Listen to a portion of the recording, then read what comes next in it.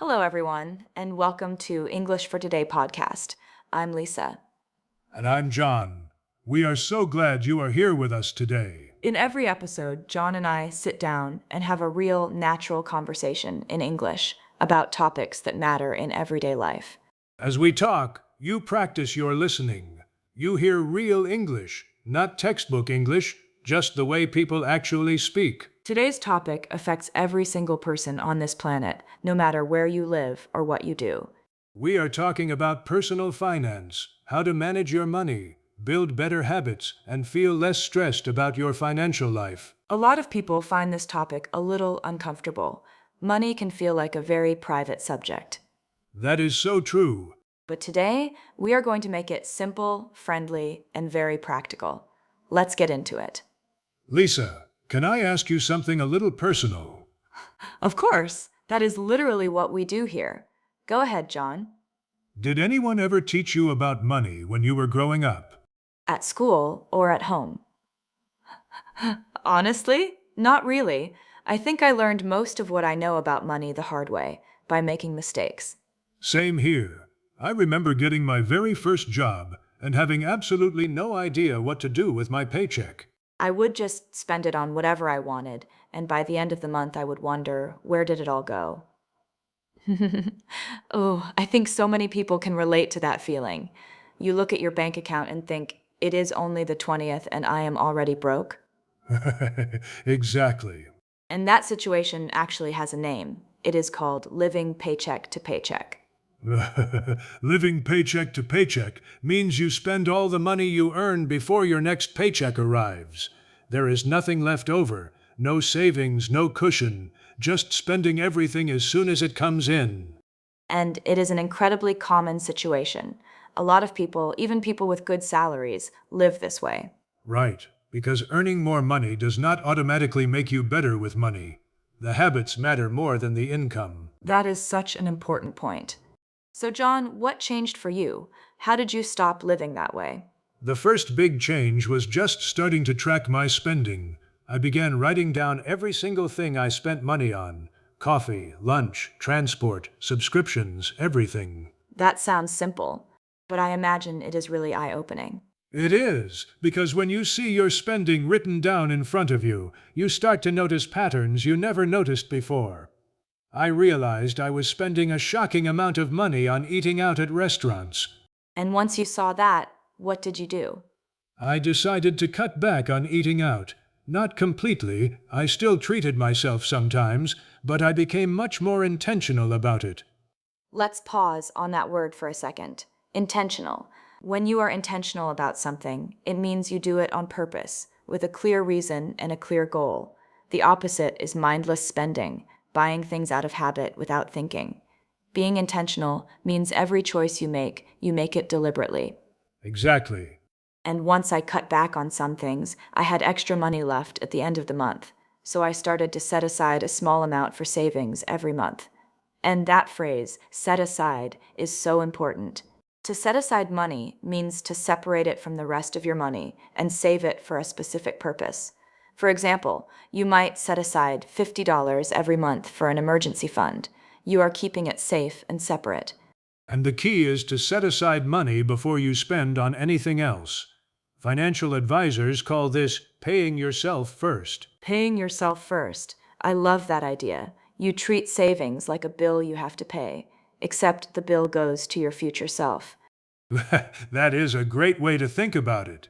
And over time, those savings build up into what people call a financial cushion. A financial cushion is a reserve of money, a safety net, that you can fall back on when something unexpected happens. It protects you from emergencies. Like if your car breaks down, or you have a sudden medical expense, or you lose your job. Exactly. Life is unpredictable, and a financial cushion gives you what I call peace of mind. Peace of mind means a feeling of calm and freedom from worry. When you have a financial cushion, you stop feeling anxious every time something goes wrong, because you know you are protected. I remember the first time my car broke down after I had started saving. Instead of panicking, I just thought, okay, I have money set aside for this. I can handle it. That is such a good feeling. Okay, so we have talked about tracking spending, being intentional, and setting aside money. What other habits do you think are important? I think making a proper budget is essential. A lot of people are afraid of the word budget. They think it means you cannot spend on anything fun. Hilio. Yes, I used to feel that way too. But a budget is just a plan. You decide in advance how much you will spend on different things: rent, food, transport, entertainment, and you try to stick to it. And that phrase, stick to it. To stick to something means to keep following a plan consistently, even when it gets difficult. Making a budget is one thing, but sticking to it every month is the real challenge. Absolutely. The plan is easy. The discipline is the hard part. But the more you practice, the more natural it becomes. I think a lot of people feel overwhelmed when they first hear the word personal finance. It sounds so serious and complicated. And overwhelmed is a very common feeling. To feel overwhelmed means to feel like something is too big or too complicated to handle, like you just cannot cope with it. A lot of people feel this way when they first try to manage their money, but it really does not have to be complicated. It is just about awareness and small, consistent choices. Small steps, consistent actions, that is all it takes. And please, do not be too hard on yourself when you make mistakes. Everyone makes financial mistakes. The goal is to learn from them. Progress is more important than perfection. Okay, last question before our vocabulary recap. What is one financial goal you are working on right now, John? Great question. I am working on building an emergency fund, enough to cover 3 months of living expenses. That is a very common recommendation from financial experts. That is a fantastic goal. Mine is to finally start contributing to a long-term savings account. I have been putting it off for too long. We are all guilty of that. But as they say, the best time to start was yesterday. The second best time is today. So true. Okay, let's move into our vocabulary recap. All right, it is time for the vocabulary recap. This is the part where John and I go through all the key phrases from today's conversation. One more time, slowly and clearly. We already heard these during the conversation, but hearing them again will help them stick in your memory. Let's go. Number 1, living paycheck to paycheck. Living paycheck to paycheck means spending all your money before your next paycheck arrives, with nothing left over for savings. Example: I used to live paycheck to paycheck, but now I save a little every month.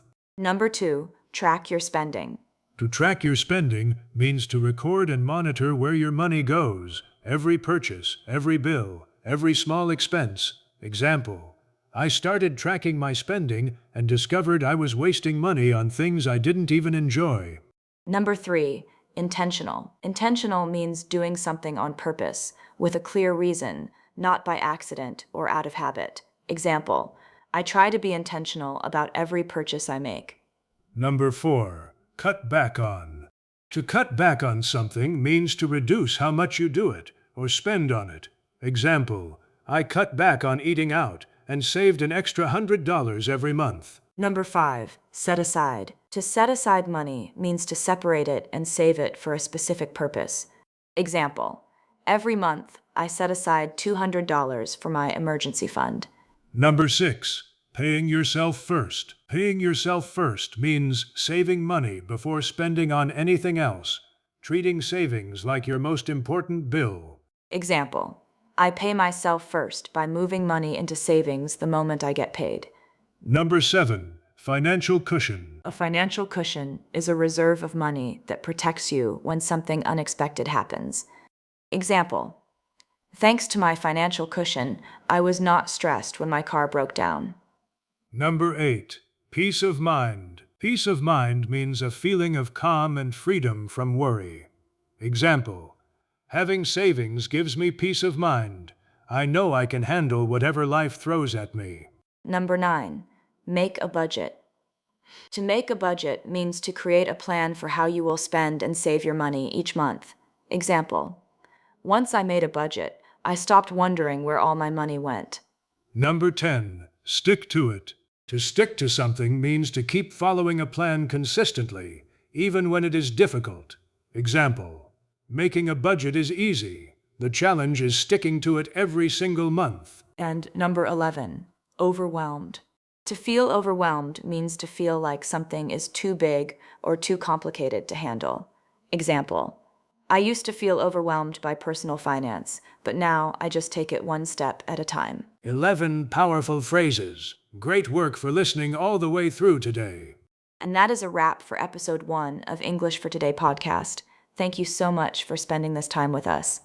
We hope today's conversation helped you practice your English and maybe got you thinking about your own money habits too.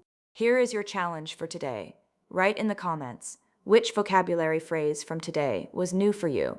Can you use it in a sentence? We read every single comment. We would love to hear from you. If you enjoyed this episode, please subscribe to English for Today podcast so you never miss a new one. And share it with a friend who is also learning English. Learning together is always more fun. Until next time, keep learning, keep growing, and keep speaking English with confidence. Take care, everyone. Bye. Bye.